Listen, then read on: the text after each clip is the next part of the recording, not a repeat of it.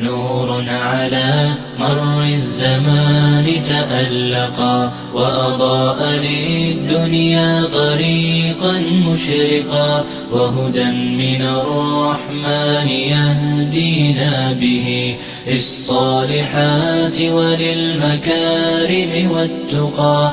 نور على مر الزمان تألقا وأضاء للدنيا طريقا مشرقا، وهدى من الرحمن يهدينا به للصالحات وللمكارم والتقى. هذا كتاب الله أعذب منهل أنعم به من مورد لمن استقى. قد صانه رب العباد بحفظه وحماه حتى لا يضيع ويخلقا. طوبى لمن حفظ الكتاب بصدره فبدا وضيئا كالنجوم تألقا، وتمثل القرآن في أخلاقه وفعاله، فيه الفؤاد تعلقا،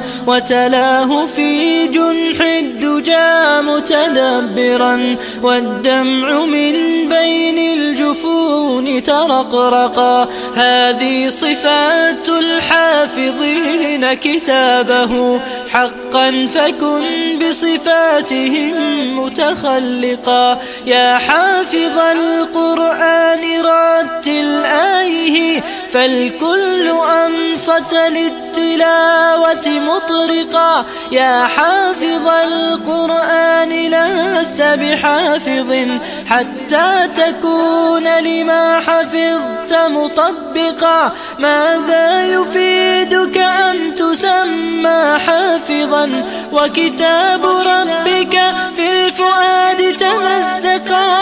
يا أمتي القرآن حبل نجاتنا، فتمسكي بعراه كي لا نغرقا، ولتجمعي حول الكتاب شتاتنا حتى نزيل تناحرا وتفرقا، ولتجعليه محكما في أمرنا، وثقي بوعد الله أن يتحققا. يا أمتي القرآن حبل نجاتنا، فتمسكي بعراه كي لا نغرقا.